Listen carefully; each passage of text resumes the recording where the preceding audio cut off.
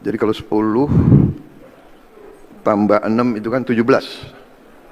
Tanggal 10 Juni 2026. Ya.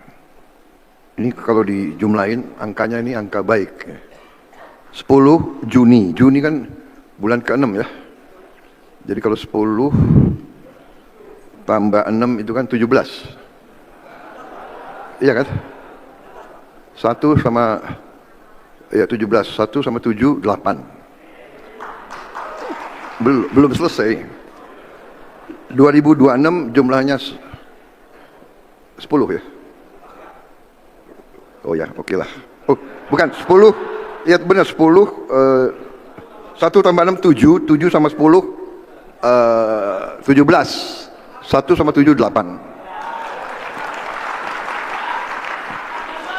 Makanya angka 8 itu angka selalu melekat sama saya. Makanya benar-benar sepertinya saya sama Hipmi agak cocok begitu dari dulu. Anda sebagai yang bukan pendukung sekarang, Anda bisa tanya teman-teman, udah tercapai belum 20%? Kan udah 20%. Kalau 1 tahun, 5 tahun itu 100%, kalau 1 tahun udah 20%. Jadi kalau 19,8% udah ada belum 20%? Kalau bangun rumah 3 juta per tahun, udah jadi belum 3 juta? Jadi teman-teman berhadapan dengan yang berbeda itu pakai angka aja. Pakai angka, lebih rileks aja. Jadi, dan misalnya ngobrol, tunjukkan kenyataan proses bangunan. Saya selalu sampaikan, Pak Lui, saya berharap kepada semua, apalagi yang berada di wilayah politik, ketika melakukan penilaian itu objektif, menggunakan fakta, bukan menggunakan persepsi yang diciptakan. Saya beri ilustrasi begini, Pak. Ini adalah apa ini sini? Apa? Air. Yakin Bapak ini air? Sebotol apa ini? Botol air. Yakin? Sekarang lebih sekalian begini. Kalau ada 8 orang yang pegang mikrofon dan mengatakan ini adalah sebotol air keras, terus menerus mengatakan ini adalah sebotol air keras, terus menerus, maka apa yang tercipta di ruangan ini? Keyakinan bahwa ini adalah sebotol air keras. Saya sering mendapatkan begitu, Pak Luis. Lalu apa jawaban saya? Saya tidak menyanggah dengan kata-kata. Apa yang saya lakukan? Ini yang saya lakukan.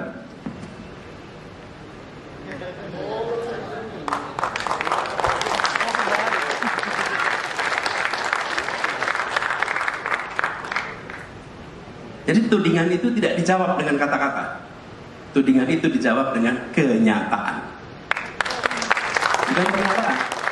Jadi kalau dikatakan menggunakan agama, menggunakan sektarian, isu anti minoritas, anti macam-macam, itu yang mengatakan pakai mikrofon kuat sekali, Pak.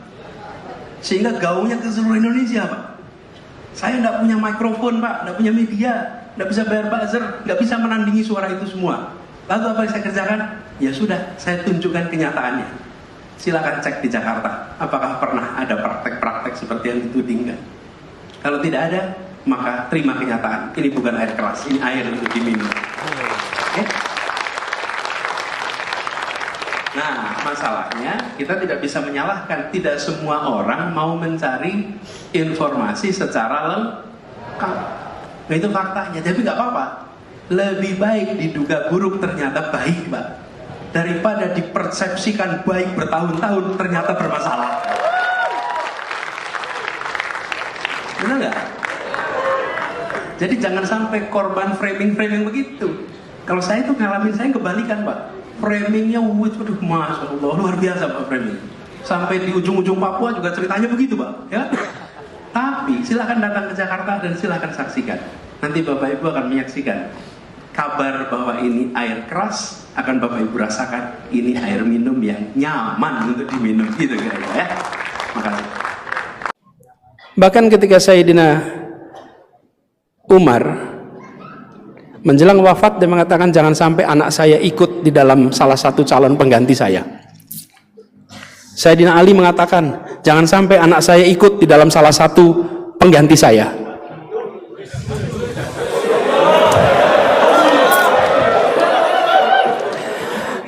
Waktu itu belum ada MK. Ya.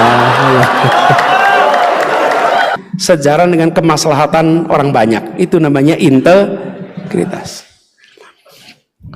Itu I1. I2 apa I2? Income, bukan income. Intimacy, kedekatan, kedekatan. 3 itulah yang membuat namanya amanah itu.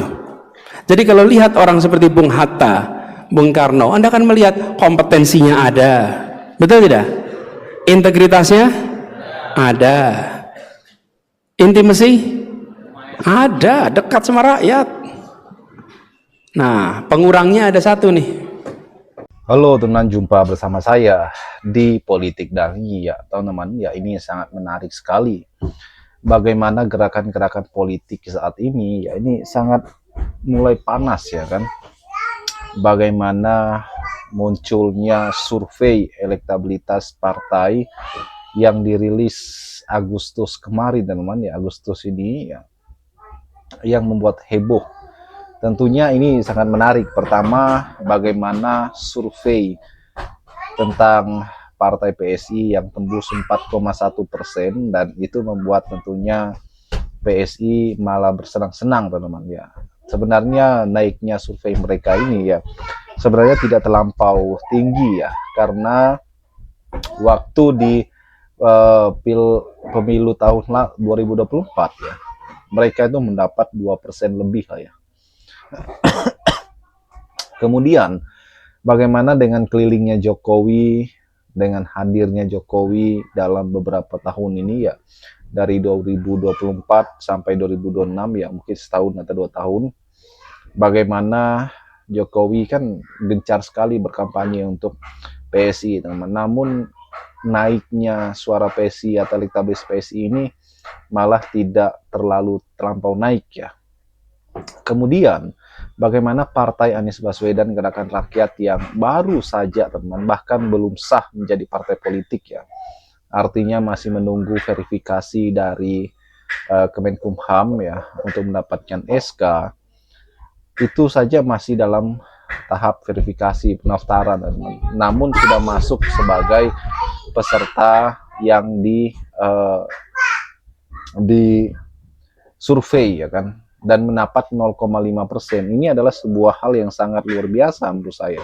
Sebuah partai yang belum mendapatkan SK, masih menunggu verifikasi ya kan, namun sudah mendapatkan sedemikian rupa hasil survei. Bahkan baru lahir Januari kemarin teman. Itulah artinya bahwa beberapa bulan saja usia daripada Gerakan Rakyat, tapi bisa tembus survei 0,5%. Artinya bahwa Gerakan Rakyat nggak main-main teman-teman. Anies Baswedan nggak kaleng-kaleng ya untuk membangun partai politik. Dan ini bisa menjadi sebuah hal yang sangat membanggakan sebenarnya. Bagaimana